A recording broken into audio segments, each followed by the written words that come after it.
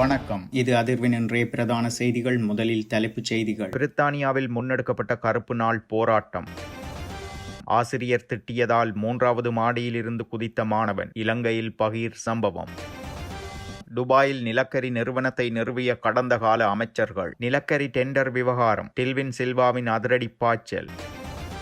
17 வயது யுவதிக்கு எமனான அயல் வீட்டு இளைஞன். வீடு திரும்புகையில் காத்திருந்த அதிர்ச்சி. காலி சிறைச்சாலையில் 19 கையடக்க தொலைபேசிகள் மீட்பு. யாழ் மாவட்டத்தில் நீரிழிவு நோயாளர்களின் எண்ணிக்கை அதிகரிப்பு. சுதந்திர தினத்தில் இராணுவத்தினர் பெருமைப்படுத்தப்படவில்லை. பெரும்பான்மை மக்கள் கடும் எதிர்ப்பை வெளிப்படுத்த வேண்டும். சரத் வீரசேகர. எமது காலம் முடிந்துவிட்டது. இளைய தலைமுறைக்கு வழிவிடுகிறார் ரணில்.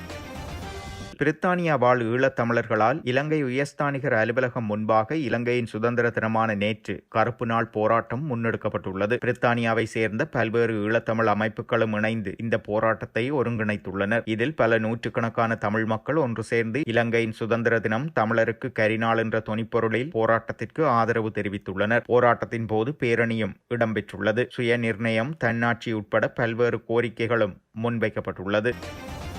பாணாந்துறையில் உள்ள பிரபல தனியார் பாடசாலையில் ஆசிரியர் கண்டித்ததன் காரணமாக மனமுடைந்த மாணவர் ஒருவர் 3வது மாடியில் இருந்து குதித்த சம்பவம் அதிர்ச்சியை ஏற்படுத்தியுள்ளது. சம்பவத்தில் மாணவர் பலத்த காயங்களுடன் மருத்துவமனையில் அனுமதிக்கப்பட்டதாக போலீசார் தெரிவித்துள்ளனர். பிலியந்தல கெஸ்பேவ கோணாமடித்த வீதியை சேர்ந்த 14 வயது மாணவனே இவ்வாறு பாதிக்கப்பட்டுள்ளார். நேற்று முன்தினம் பாடசாலையில் மாணவர்களின் கண்காட்சி ஒன்று இடம்பெற்றுள்ளது. இதன்போது கண்காட்சி குறித்து மாணவர்கள் மற்றும் ஆசிரியர்கள் தங்கள் கருத்துக்களை தெரிவிக்க ஒரு புத்தகம் வைக்கப்பட்டிருந்தது. குறித்த மாணவனால் அந்த புத்தகத்தில் எழுதியிருந்த தகாத வார்த்தையொன்றை ஆசிரியர் ஒருவர் கவனித்துள்ளார். கடுமையான வார்த்தையை எழுதியதற்காக ஆசிரியர் மாணவரை எச்சரித்ததாக விசாரணையில் தெரிய வந்துள்ளது. மனமுடைந்த மாணவன் திடீரென 3வது மாடியில் உள்ள தனது வகுப்பறைக்கு சென்று நாற்காலியில் இருந்து எழுந்து ஓடி 3வது மாடியிலிருந்து குதித்ததாக விசாரணையில் தெரிய வந்துள்ளதாக போலீசார் குறிப்பிட்டுள்ளனர். அதேவேளை மாணவனின் தாயாரும் பல ஆண்டுகளாக அதே பாடசாலையில் கற்பித்து வரும் ஆசிரியை எனவும் தெரிய வந்துள்ளது.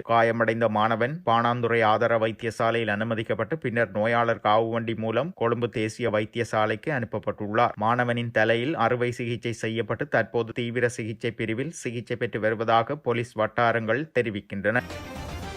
நிலக்கரி டெண்டர் தொடர்பாக நிலவும் பிரச்சினைகள் காரணமாக சம்பந்தப்பட்ட அமைச்சர் பதவி விலகக்கூடாதென மக்கள் விடுதலை முன்னணியின் பொதுச் செயலாளர் டில்வின் சில்வா தெரிவித்துள்ளார். தென்னிலங்கையில் உள்ள அரசுக்கு சொந்தமான தொலைக்காட்சி நிகழ்ச்சியொன்றில் கருத்து தெரிவிக்கும் போதே அவர் இதனை குறிப்பிட்டுள்ளார். தொடர்ந்தும் பேசிய அவர், பதவி விலகல் என்பது ஒரு தனிப்பட்ட முடிவு. தற்போதைய அரசாங்கத்தின் கீழ் நிலக்கரி இறக்குமதி செயல்முறை வெளிப்படைத்தன்மையுடன் மேற்கொள்ளப்படுகிறது. கடந்த அரசாங்கத்தின் போது எரிசக்தி அமைச்சர் பதவியை வகித்தவர்களும் ஏனையவர்களும் இணைந்து துபாயில் ஒரு நிலக்கரி நிறுவனத்தை நிறுவி அந்த நிறுவனத்தின் மூலம் முறையான கொள்முதல் செயல்முறை இல்லாமல் நிலக்கரியை இறக்குமதி செய்து லாபம் ஈட்டினர். தற்போதைய அரசாங்கம் இந்த முறையை மாற்றி முறையான டெண்டர் நடைமுறையை அறிமுகப்படுத்தியுள்ளது. மேலும் குறைந்த விலை சமர்ப்பித்த நிறுவனத்திற்கே டெண்டர் வழங்கப்பட்டது. சம்பந்தப்பட்ட முன்னாள் அரசியல்வாதிகளுடன் தொடர்புடைய நிறுவனம் இம்முறை டெண்டரை இழந்ததால் அவர்கள் பல்வேறு கதைகளை உருவாக்கி குற்றம் சாட்டுகின்றனர் எனவும் அவர் குறிப்பிட்டுள்ளார்.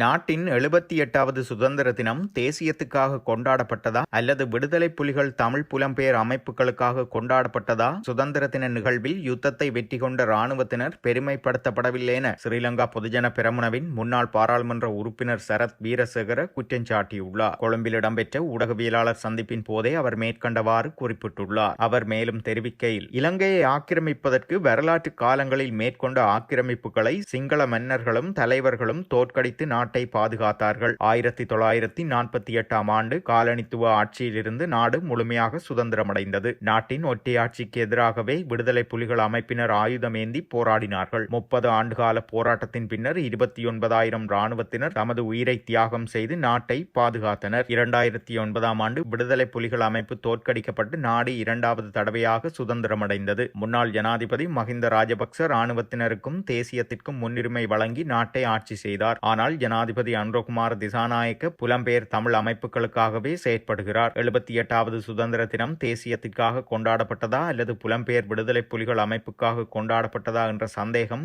எழுகிறது. 2009ஆம் ஆண்டு யுத்தத்தை முடிவுக்கு கொண்டு வந்தபோது பயன்படுத்தப்பட்ட பீரங்கிகள் மற்றும் போர் வாகனங்கள் சுதந்திர தினத்தில் காட்சிப்படுத்தப்படவில்லை. அதேபோல் யுத்தத்தை முடிவுக்கு கொண்டு வந்த இராணுவத்தினர் பெருமைப்படுத்தப்படவில்லை. அரசாங்கம் இராணுவத்திற்கு எதிராகவே செயற்படுகிறது. இதற்கு பெரும்பான்மை மக்கள் கடும் எதிர்ப்பை வெளிப்படுத்த வேண்டும் எனவும் அவர் தெரிவித்துள்ளார்.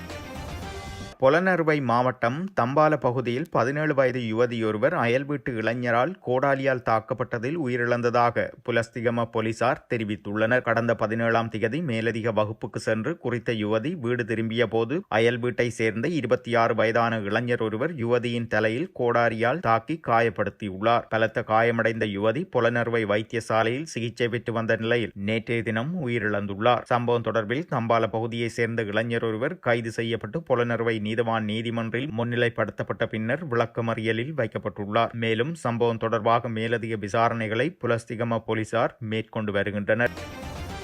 காலி சிறைச்சாலையின் ஏபி மற்றும் சிடி ஆகிய சிறைக்கூடங்களில் நேற்றைய தினம் முன்னெடுக்கப்பட்ட விசேட சோதனையின் போது கையடக்க தொலைபேசிகள், சிம் அட்டைகள் மற்றும் போதைப் பொருட்களை சிறைச்சாலை அதிகாரிகள் கண்டுபிடித்துள்ளனர். இதன்போது 19 கையடக்க தொலைபேசிகளும் 11 சிம் அட்டைகளும் கண்டுபிடிக்கப்பட்டுள்ளதாக தெரிவிக்கப்படுகிறது. அத்துடன் 4 கிராம் 384 மில்லிகிராம் நிறையுடைய 58 சிறிய பொதிகளில் பொதியிடப்பட்ட ஹெரோயின் கைப்பற்றப்பட்டுள்ளது. அதே நேரம் ஹெரோயின் என சந்தேகிக்கப்படும் மேலும் ஒரு பொதியும் கண்டெடுக்கப்பட்டுள்ளது. இந்நிலையில் சிறைச்சாலை தலைமையகத்தின் அறிவுறுத்தல்களுக்கு அமைய மேலதிக நடவடிக்கைகள் எடுக்கப்பட்டுள்ளதாகவும் தெரிவிக்கப்பட்டுள்ளது. கைப்பற்றப்பட்ட போதைப் பொருட்களை காலி போலீஸ் நிலையத்தில் ஒப்படைப்பதற்கான நடவடிக்கைகள் மேற்கொள்ளப்பட்டுள்ளன.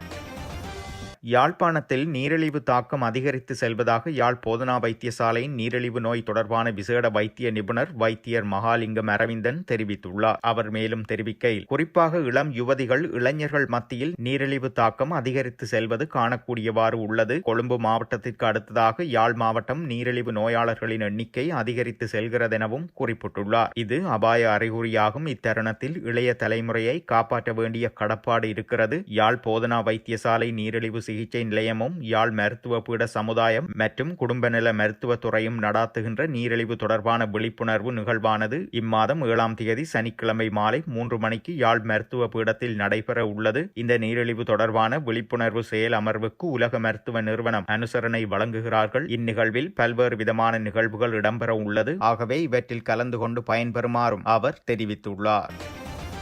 ஐக்கிய தேசிய கட்சியை ஸ்மார்ட் அரசியலை முன்னெடுக்கக்கூடிய புதிய தலைமுறையினரிடம் கையளிக்க தயாராகி வருவதாக அக்கட்சியின் தலைவரும் முன்னாள் ஜனாதிபதியுமான ரணில் விக்ரமசிங்க தெரிவித்துள்ளார். கட்சியின் தலைமையகத்தில் இடம்பெற்ற ஸ்மார்ட் யுஎன்பி டிஜிட்டல் வேலை திட்டத்தின் அங்குரார்ப்பண நிகழ்வில் கலந்து கொண்டு உரையாற்றும் போதே அவர் இதனை தெரிவித்துள்ளார். இலங்கையில் உள்நாட்டு போர் நிறைவடைந்த பின்னர் ஜென்பீட்டா தலைமுறை இளைஞர்களிடம் கட்சியினதும் தேசத்தினதும் பொறுப்புகளை ஒப்படைக்க வேண்டிய காலம் கனிந்துள்ளதாக அவர் குறிப்பிட்டுள்ளார். அத்தோடு எனக்கு இப்போது 70 வயதுக்கு மேல் ஆகிறது. இங்குள்ளவர்களில் பலருக்கு 70, 60 மற்றும் 50 வயதுக்கு மேல் ஆகிறது. இனிவரும் காலம் இளைஞர்களுக்கானதென அவர் சுட்டிக்காட்டியுள்ளார். முன்னாள் பிரதமர் DS சேனநாயக்க பேபி பூமர்ஸ் தலைமுறைக்காக நாட்டை தயார் செய்தார். JR ஜெயவர்தன மிலேனியல் தலைமுறையை உருவாக்கினார். அதேபோல் இந்த புதிய தலைமுறையிடம் அதிகாரத்தை வழங்க தயாராக இருப்பதாகவும் அவர் தெரிவித்துள்ளார். டொனால்ட் ட்ரம்பின் புதிய உலக ஒழுங்கு, சீனா மற்றும் இந்தியாவின் எழுச்சி போன்ற சர்வதேச சவால்களை எதிர்கொள்ளக்கூடிய வகையில் ஸ்மார்ட் அரசியல் மற்றும் வெர்ச்சுவல் ரியாலிட்டி போன்ற தொழில்நுட்பங்களை அரசியல் களத்தில் பயன்படுத்த வேண்டும் என அவர் வலியுறுத்தியுள்ளார். கட்சியின் புதிய கட்டமைப்புக்குள் டிஜிட்டல் நிர்வாகி மற்றும் டிஜிட்டல் அமைப்பாளர்கள் போன்ற பதவிகள் உருவாக்கப்பட உள்ளன. அத்துடன் ஸ்டார்லிங் தொழில்நுட்பத்தின் ஊடாக